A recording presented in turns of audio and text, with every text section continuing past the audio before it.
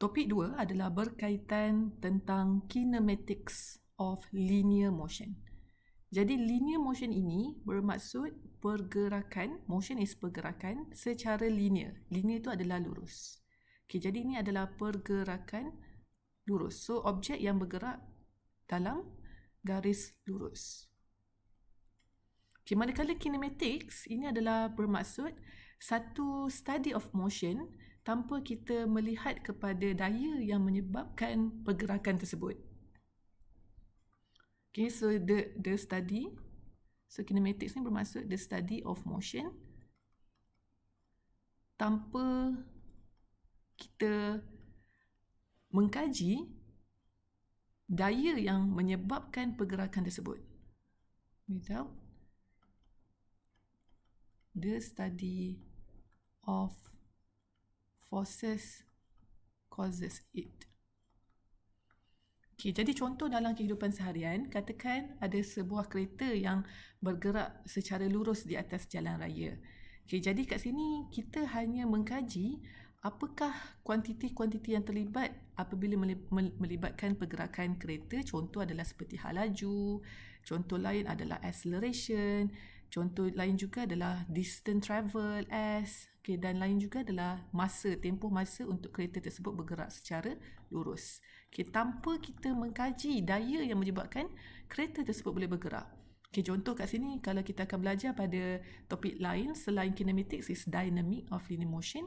Jadi untuk topik tersebut kita akan tengok pula apa daya yang menyebabkan kereta tersebut boleh bergerak. Okay, contoh-contoh daya yang menyebabkan pergerakan kereta adalah seperti friction force, okay, thrusting force. Jadi itu adalah bukan kinematics of linear motion.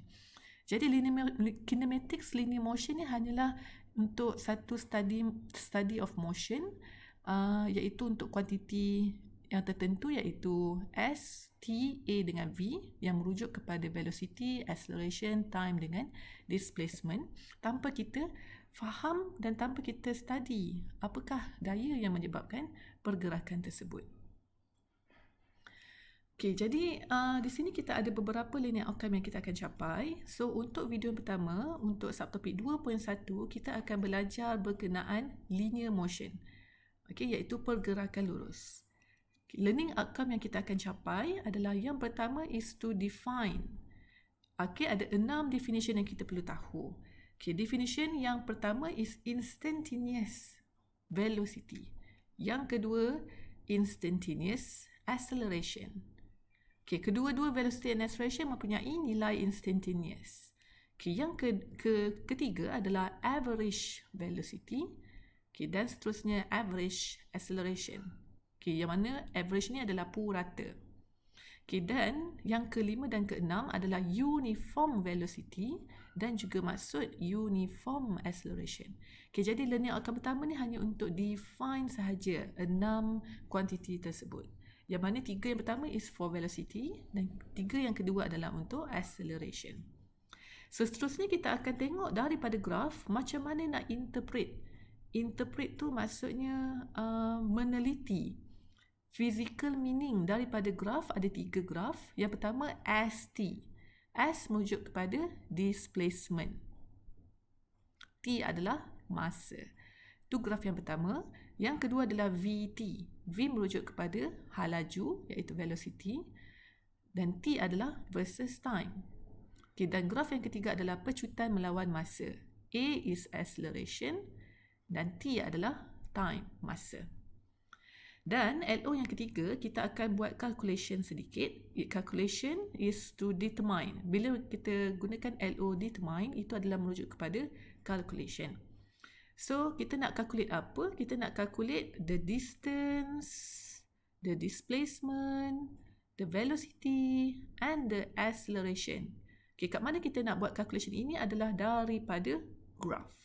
Okay, jadi graf yang terlibat adalah ST, VT dengan AT graph. Displacement, velocity dan acceleration melawan masa. Okay, jadi sebenarnya daripada graf-graf tersebut, kita boleh tentukan distance, displacement, velocity maupun acceleration. Okay, jadi kita akan going through one by one. Okay, start dengan LO yang pertama. Okay, so untuk LO pertama, how to define instantaneous velocity. Okay, jadi saya akan buat dalam satu table form for the velocity. Okay, and the acceleration. Okay, so kita akan pecahkan sebabkan dia ada almost similar concept between those two.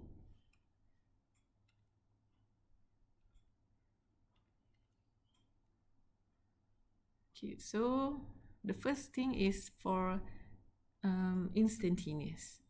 Okay, instantaneous.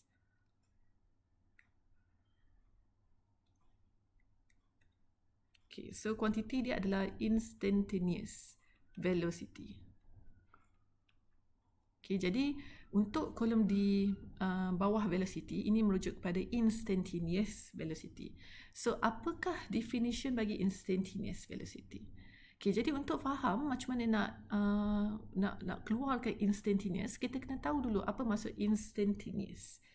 Instant, okay, instant adalah bermaksud pada satu ketika. So, instantaneous tersebut adalah pada certain time, at particular time. Particular instant of time. Okay, ini adalah maksud instantaneous. Jadi bila melibatkan instantaneous velocity, bermaksud itu adalah halaju tertentu pada spesifik masa. Okay, so ini adalah bermaksud velocity of an object at a specific time. Okay, so katakan saya lukiskan satu analogi. Seorang pelajar yang sedang bergerak daripada asrama. So ini adalah seorang pelajar, dia keluar daripada bilik, dia nak pergi ke kelas. So dia berjalan, dia ambil garis lurus, lepas tu dia belok kanan, and then dia belok kiri. Okay, dan dia sampai kelas. Okay, so ini adalah titik awal, katakan ini adalah titik A daripada asrama, dan ini adalah titik B. Okay, berada di kelas. Okay, jadi pergerakan pelajar ini adalah secara lurus. So, semasa pergerakan pelajar ini daripada A ke B, kita boleh anggapkan yang mana kemungkinan halaju dia berbeza-beza. Okay, mungkin semasa dia bergerak lurus daripada asrama pergi ke titik, contoh titik C, tiada halangan. Jalan clear, so dia bergerak dengan satu halaju. Kemudian katakan daripada titik C belok ke kanan, dia nampak halangan. Banyak pelajar lain pun sama juga sedang berjalan pergi ke kelas. So kat C dengan D ni dia punya pergerakan agak perlahan. Dan D ke B katakan agak macam mana? Tak adalah laju sangat dan taklah perlahan sangat. Okay, so macam constant lah, almost constant. Okay, so itu adalah saya nak menunjukkan halaju yang berbeza daripada titik A sampai ke titik B. Okay, jadi instantaneous velocity ni merujuk kepada specific time at specific location. Okay, so katakan saya berminat nak tahu halaju pelajar tersebut dekat titik, contoh saya nak cari dekat titik C. Okay, contoh saya nak cari velocity dia specifically pada titik C. Okay, jadi kita akan keluarkan V pada C.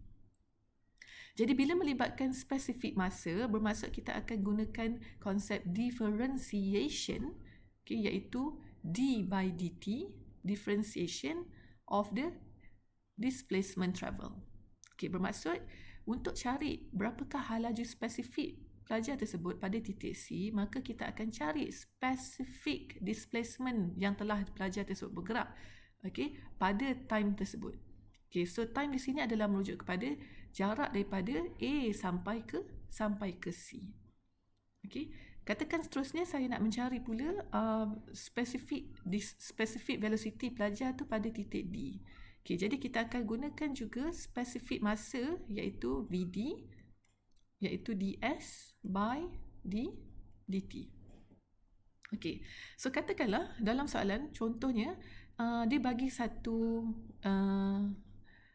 persamaan. Okay, persamaan pelajar travel daripada A sampai ke B. Okay, contoh given. Persamaan tersebut adalah persamaan bagi displacement. Okay, the displacement of the student is given as contoh as, okay, katakan daripada A sampai ke B, okay, displacement dia diberi sebagai contoh 4t square tambah 2t. Okay, contoh. Okay, dibagi displacement pelajar untuk travel daripada titik A sampai ke titik B dalam kuantiti masa adalah S is 4t square tambah 2t.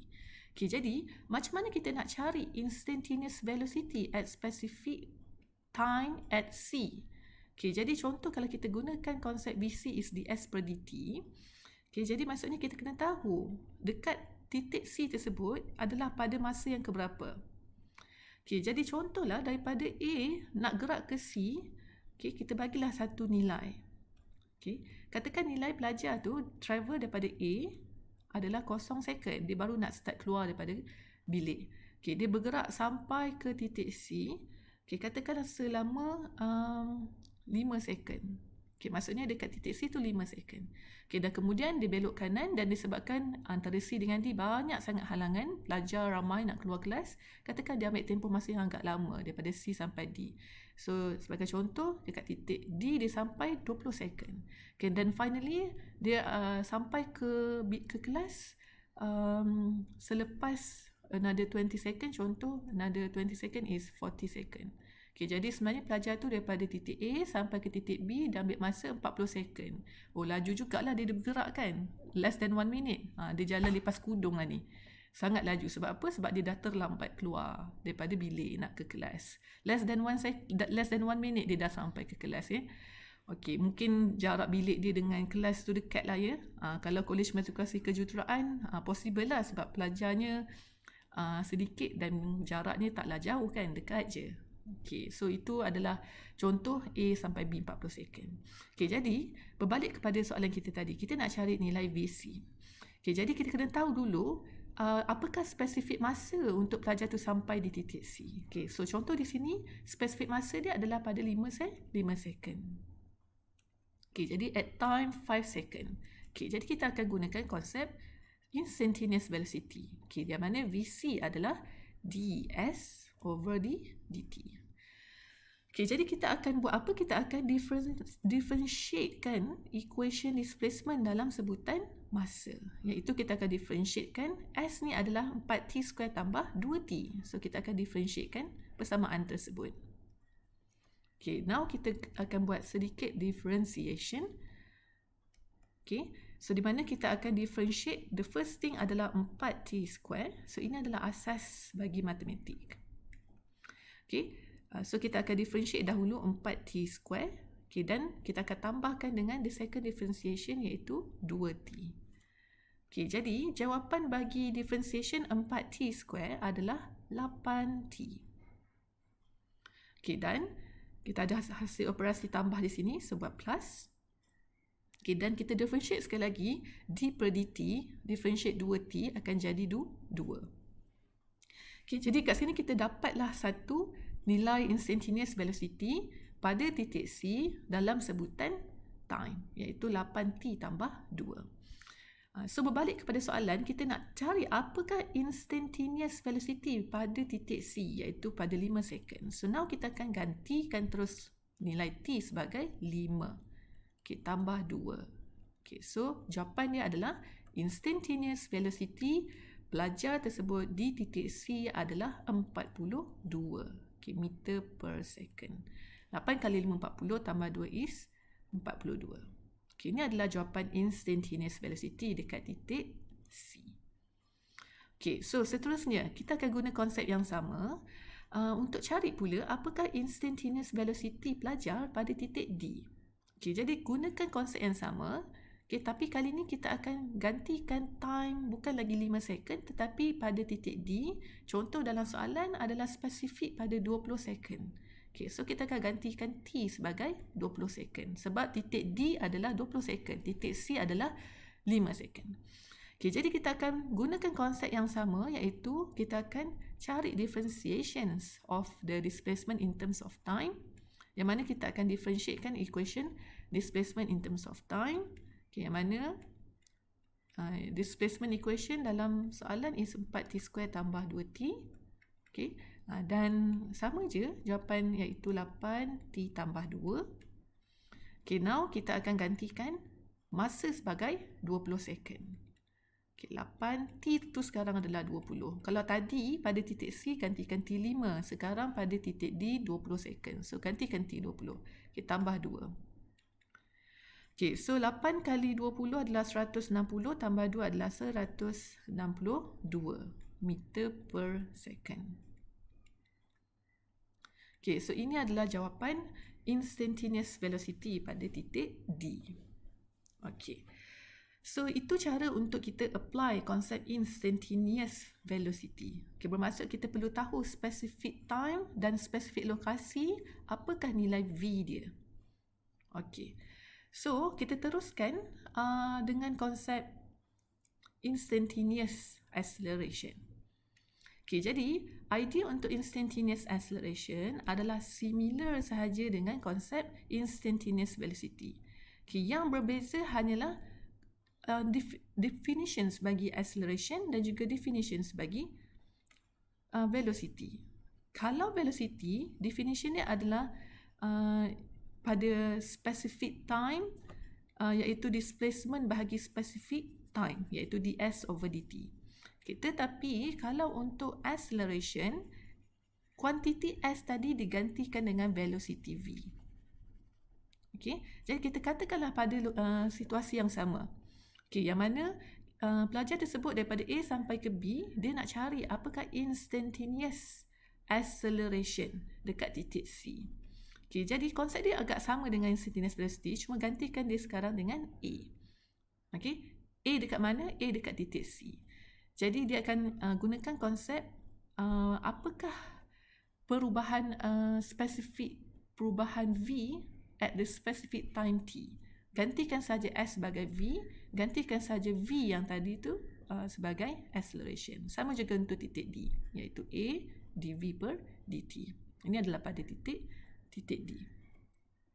Okay, jadi sebagai definition, macam mana kita nak define acceleration? Okay, acceleration can be defined as a acceleration at specific time. Okay, kita nak tentukan acceleration at a specific time. Okay, so kita gunakan sahaja contoh yang sama seperti tadi. Jadi kita ambil satu persamaan. Okay, katakanlah dalam satu persamaan diberi hal laju pelajar travel daripada A sehingga B, okay, adalah diberi sebagai V bersamaan contoh 3t³ tolak 2t², contoh. Okay. Bermaksud velocity in terms of time daripada pelajar bergerak A sehingga B adalah 3t³ tolak 2t². Okay, jadi persoalan dia, apakah instantaneous acceleration dekat titik C? Okay, jadi at C, okay, kita gunakan saja nilai yang sama, okay, iaitu masa adalah 5 second. Okay, di sini 5 second. Okay, so kita akan gunakan konsep instantaneous acceleration, okay, iaitu AC. Okay, differentiates of velocity in terms of time. So kita akan buat differentiation in terms of time bagi 3t³ tolak 2t². Okay, so kat sini kita akan gunakan konsep asas matematik for differentiation. Okay, iaitu kita akan buat 2 kali differentiation. Yang pertama bagi 3t³, yang kedua adalah bagi 2t². Okay, so selesaikan differentiation. Untuk differentiation 3t³ jawapannya adalah 3 kali 3 is 9. T kuasa 3 tu 3 tolak 1 adalah 2. Okay, dan differentiation yang kedua, so kita bawa je minus. Okay, dan differentiate 2t², 2 darab 2 adalah 4. Okay, dan T tu power dia sekarang 2 tolak 1 adalah 1. Tak perlu tulis. So 4T. So itu adalah persamaan acceleration, instantaneous accelerations in terms of time. Okay, now kita akan gantikan sekarang T itu sebagai 5 second. So, masukkan saja gantian T adalah 5. Squarekan dia, tolak 4 darab di 5. Okay, so itu adalah jawapan bagi instantaneous acceleration dekat titik C. Okay, dan sama juga kalau kita nak cari pada titik D, konsep dia adalah cari dahulu apakah spesifik masa dekat titik D. Dalam soalan biasanya ni akan dibagi. Okay, contoh pada 20 second. Okay, jadi awak cari saja gunakan konsep instantaneous iaitu pada specific time. Bila nak specific time kita kena differentiate. Okay, iaitu dv per dt. Okay, so kita akan differentiate sahaja persamaan yang sama iaitu 3t³ tolak 2t square. Okay, yang mana akan dapat saja sama iaitu 9t square tolak 4t. Okay. Okay, masih dapat 9t square tolak 4t. Okay, now gantikan pula t sebagai 20 second. Okay, dan jangan lupakan square tolak 4 darab dengan 20. Okay, so itu adalah jawapan untuk instantaneous acceleration dekat titik D. Okay, jadi kat sini kita boleh nampak kesimpulan dia iaitu instantaneous velocity dan juga instantaneous acceleration berbeza-beza pada specific time dan juga pada specific location.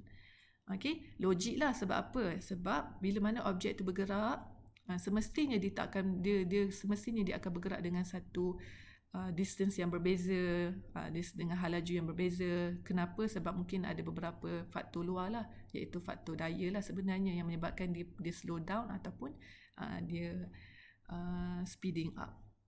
Okay. So ini adalah konsep instantaneous velocity dan instantaneous acceleration. Okay, so now kita akan teruskan dengan kuantiti yang kedua iaitu average. Okay, iaitu average velocity dan juga average acceleration.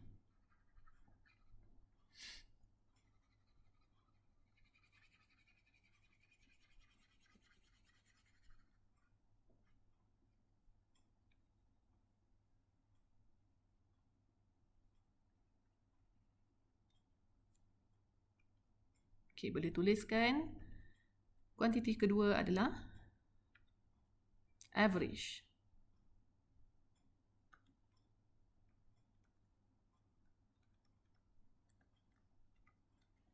Okay, so kat sini average ni bermaksud purata. Okay, purata. Okay, jadi apakah definition bagi average velocity? Okay, definition bagi average velocity adalah perubahan displacement per perubahan time. Bermaksud the change in displacement per time interval ataupun change in time interval. Okay, manakala average acceleration pula definitionnya adalah perubahan velocity, change in velocity per time interval. Okay, kalau kita nak keluarkan dalam maths form, apakah formula untuk average velocity? Adalah VAV. Okay, VAVE. Ini adalah singkatan bagi average. Okay, so VAVE adalah perubahan, change. So change tu adalah delta. Displacement, perubahan displacement iaitu S per time interval. Okay, iaitu bahagi dengan delta T. Itu adalah average. Average tu maksudnya kita ambil purata. Purata dekat sini, delta. Delta ni bermaksud final value tolak dengan initial value. Okay, ini adalah maksud delta. Okay, jadi kalau kita keluarkan average velocity, itu bermaksud sebenarnya displacement final tolak dengan displacement initial bahagi dengan T final tolak T initial. Okay, dan untuk average acceleration pula, okay, dia punya formula adalah A subscript AVE yang bagi average bersamaan change. Change ni adalah delta. Velocity iaitu V. Per tu bahagi. Time interval maksudnya delta T. Time interval sama maksud change in time. Okay. Dan sekali lagi delta ini bermaksud final tolak dengan initial value. Okay. So final bermaksud V final. Initial bermaksud V initial. Okay. Bahagi dengan T final tolak dengan T initial. Okay, so kita ambil contoh pelajar yang bergerak daripada lokasi A ke lokasi B tadi. Jadi macam mana cara kita untuk mencari pula nilai average velocity dan juga average acceleration bagi pelajar tersebut? Okay, so dalam lukisan tadi, di mana pelajar bergerak daripada A pada masa 0 second. Okay, dan merentasi halangan daripada C ke D dan finally to B. Okay, selama berapa second tadi adalah pada 40 second. Okay, yang lokasi B adalah 40 second. Dan lokasi A initially adalah 0 second. Ni adalah final, 40, initial adalah 0. Okay, jadi kat sini konsep average ni mudah saja. Kita cuma fokus pada titik awal dan titik akhir. Okay, kat mana titik awal? Titik awal adalah A. Kat mana titik akhir? Titik akhir adalah B. Okay, jadi kalau kita nak cari apakah average velocity, so kita akan gunakan konsep SF tolak SI bahagi TF tolak TI. Okay, so SF itu adalah final displacement. Okay, jadi kat sini contohlah dalam soalan dia akan bagi tahu. Okay, beritahu macam mana? Bagi tahu mungkin dalam bentuk graf di mana dia akan tunjukkan apakah final lokasi pada objek tersebut. Okay, jadi katakanlah daripada titik A, okay, mungkin dia bergerak daripada bilik, so mungkinlah kita start dengan kosong lah, 0 meter. Okay, dan bila dia bergerak ke C dan to D dan last kali to B, katakanlah lokasi akhir di bilik tutoran tu adalah sebagai contoh mungkin hanya 10 meter contoh. Okay, dekat saja. Okay, jadi macam mana kita nak cari average velocity adalah kita akan tolakkan saja between the displacement. So SF, okay, tolakkan dengan SI bahagi TF tolakkan dengan TI. And then masukkan saja apakah final displacement. Okay, sebagai contoh dalam soalan dia adalah 10. Okay, dan tolakkan dengan S initial iaitu lokasi awal dia adalah 0. Okay, dan T final adalah pada titik B. Berapa lama tempoh dia sampai titik B? Sebagai contoh adalah 40. Okay, dan initially mestilah 0. So 10 tolak 0 bahagi 40 tolak 0. So 1/4. Itu adalah jawapan bagi average velocity dalam unit meter per second. Okay, as simple as that untuk cari average velocity. Okay, dan finally, kalau kita nak cari pula apakah average acceleration. Average acceleration pelajar travel daripada A sampai ke B. Okay, so sekali lagi kita akan gunakan konsep perubahan velocity per time interval. Okay, V final tolak V initial dibahagi dengan T final tolak T initial. Okay, jadi kat sini kita perlu tahu dahulu apakah V dan apakah V final dengan V initial. Okay, jadi kat sini untuk tahu V final kita boleh gunakan dulu instantaneous velocity dekat titik B untuk tahu nilai V final dia. Okay, jadi kat sini ada dua option boleh guna, sama ada V final ni merujuk kepada dekat lokasi B. Okay, sebab final point dia adalah dekat titik B. Okay, jadi kat sini kita nak cari VB, sebenarnya kita boleh gunakan dahulu instantaneous velocity untuk tahu velocity pada lokasi B. Okay, mana kita boleh gunakan di S per dt dahulu dekat titik B. Okay, jadi kita kena differentiate dalam persamaan yang dah diberi tadi. Okay, so kita akan differentiate dan dapatlah satu nilai VB. Okay, itu adalah option yang pertama. Okay, ataupun option yang kedua biasanya dia terus bagi dalam soalan. Soalan tu dia akan bagi dalam bentuk graf. Okay, nanti kita akan tengok pada LO yang seterusnya. Okay, jadi bila dah tahu nilai VB dalam graf, okay, graf. So kita akan terus sahaja ambil nilai tersebut. Okay, so ini kita akan tengok pada LO yang seterusnya, linear outcome yang seterusnya. Okay, so sebagai contohlah kat sini, saya ambillah satu nilai velocity dekat titik B. Okay, contoh kita dah buat kiraan. Katakanlah kita dapat nilai dia 100. Contoh ya, 100. So kita boleh ambil nilai VF pada titik final adalah 100. Okay, so kita akan masukkan nilai V final adalah 100. Okay, initial dia belum bergerak dan dia baru saja nak start in motion. So katakanlah dia baru start dengan kosong.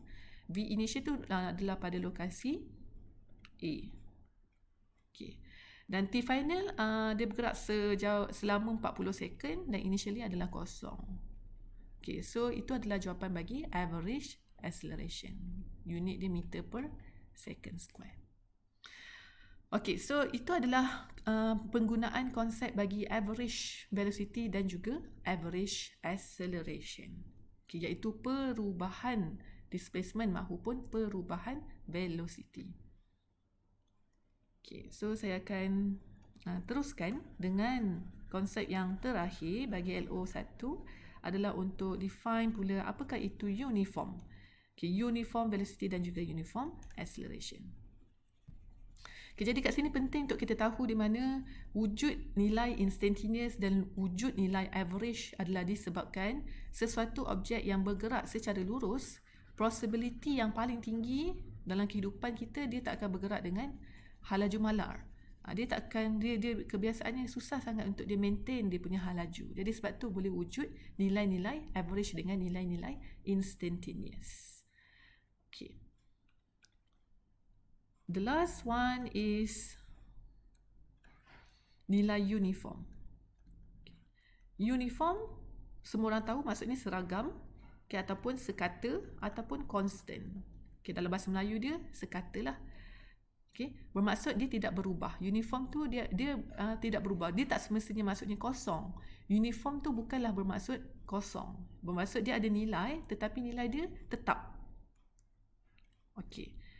So, apakah maksud uniform velocity? Okay. Bermaksud the velocity is constant. Itu je. Okay, the velocity is constant. Okay, kalau constant bermaksud nilai dia tidak akan depends pada masa. Okay, velocity tidak akan depends pada kuantiti masa. Okay, bermaksud bila masa bertambah, velocity tu tetap V constant. Okay, so itu adalah maksud uniform velocity. Okay, manakala uniform acceleration adalah bermaksud the acceleration is constant. Okay, pecutan tetap. The acceleration is constant. Bermaksud dia juga tidak depends pada masa.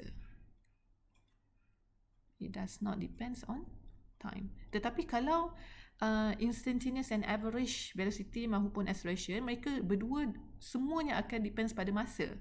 Sebab yang ni specific time, ini per time interval, so semua bergantung pada masa. Tapi kalau uniform tidak bergantung pada masa. Bermaksud kalau masa bertambah, nilai pecutan adalah tetap, tidak berubah. Tetap ni tidaklah bermaksud dia kosong, dia boleh ada nilai tapi nilai dia tidak berubah.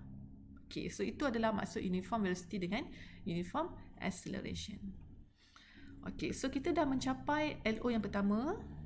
Okay, jadi secara rumusan untuk instantaneous velocity iaitu V adalah differentiation of displacement at specific time.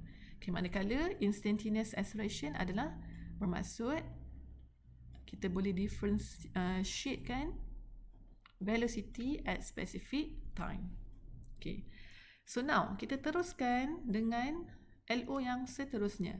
Okay, iaitu nak interpret physical meaning daripada graph ST, VT dan juga AT. So untuk LO yang kedua kita akan sambung pada part yang kedua bagi subtopik 2.1.